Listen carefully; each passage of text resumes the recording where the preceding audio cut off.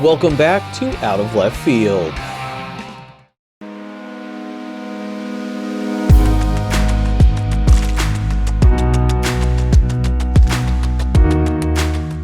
As she prepared for another ovation like the many she received during her illustrious swimming career, Stephanie Williams-Moreno politely interrupted the crowd. The University of Georgia women's swimming and diving head coach had one more very important point to make during her speech after being inducted into the Luzerne County Sports Hall of Fame. I'll say one more thing. I just finished my third season at the University of Georgia. I am one of very few female head coaches, either in the SEC, the Power 4, no longer the Power 5. Every day I get to live my dream of walking on the pool deck at 6 a.m. to inspire young women to hop in a very cold pool to chase dreams of either being a conference champion, a national champion, represent their country on the biggest stages. And when they see a female role model walking on the deck, commanding presence and honor and dedication, it gives them an idea that I can do that myself. It doesn't have to be in swimming. It could be in the medical field. It could be a teacher. It could be anybody. But every day I get to inspire young people to be the best versions of themselves. And I was very fortunate to have an amazing group behind me to allow me to do that during my athletic career. Thank you so much. Williams-Moreno remembers being a kid in the pool at the Bloomsburg YMCA. That's where she fell in love with the sport. However, it definitely wasn't love at first sight. When I was 9 years old, I joined the local summer swim team, the Bloomsburg summer swim team, and I cried the entire practice because I couldn't wear my arm floaties while I was swimming. I didn't know anybody, and I'm like, well, I don't want to put my face in the water, so I'm just going to be a backstroker. Once I kind of got over that first practice, I really loved the sport, but I really loved my teammates, so it became more enjoyable after that. Williams-Moreno never lost a dual meet at Bloomsburg High School, and she helped the school win a state title in the sport before committing to the University of Georgia to continue her athletic and academic careers. Another swimmer and a fellow member of the Luzerne County Sports Hall of Fame class of 2025 strongly echoes Williams-Moreno's comments about the importance of a strong support system. If you think Kristen Stratansky-DePolo only thanked all of her coaches, family, and supporters because it's the polite thing to do, just wait until you hear the story about her shoes. It is the memories that kind of stick with you. You know, the group the rosary group that would always pray for us, the pizza place that would always save the back room for us, and the fact of like what these coaches did for me.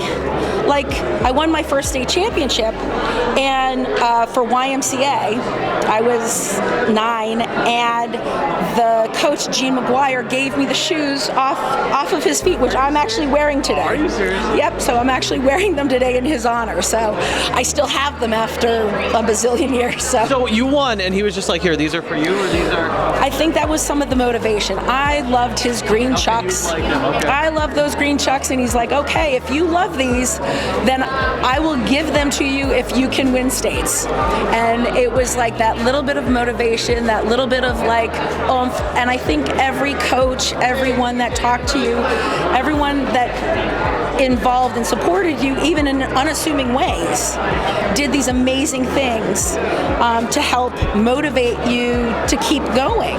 The green shoes, the prayers, the pizza, and a lot of hard work added up to 16 PIAA District II gold medals and 12 state medals for Stratansky-DePolo at Wyoming Valley West High School.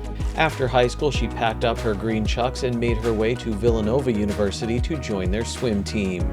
David Shimshock rushed for over 2,000 yards during the 1979 football season at Coughlin High School. The Crusaders went 11-0 that year and won the Wyoming Valley Conference title. I look at the statistics now. In 11 games, we averaged 33 points a game. We averaged on defense giving up less than 2 points per game.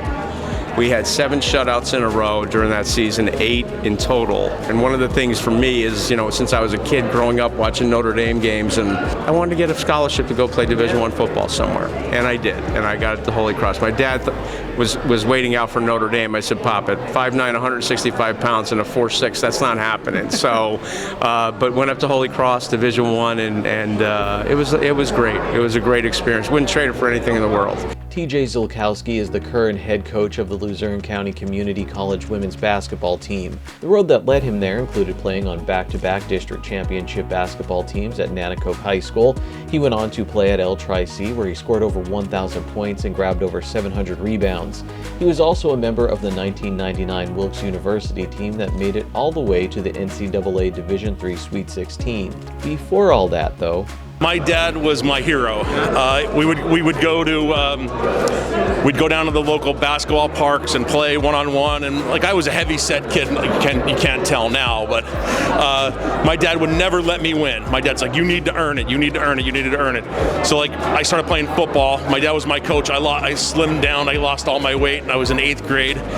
And I was like, Dad, I'm putting a hurting on you today. My dad would foul me, put me to the ground. It was like old school, like 1980s NBA. And once I beat my dad, I was like, you're not scoring. I beat my dad 12-0. And my dad's like, all right, you earned my respect. So like, my dad was everywhere with me. My dad had a triple bypass when I was a junior in high school. He actually left the hospital to come to GAR to see my first game as a starter. Left the hospital and was at my first game as a starter. Speaking of proud dads, I bumped into Monica Wignot's dad before she was inducted into the Hall of Fame. Wignot played 2 NCAA Division I sports at the University of Pittsburgh, volleyball and basketball. In her one season of playing basketball for the Panthers, she finished 3rd in blocks in the Atlantic Coast Conference and celebrated along with her teammates when they made the NCAA tournament.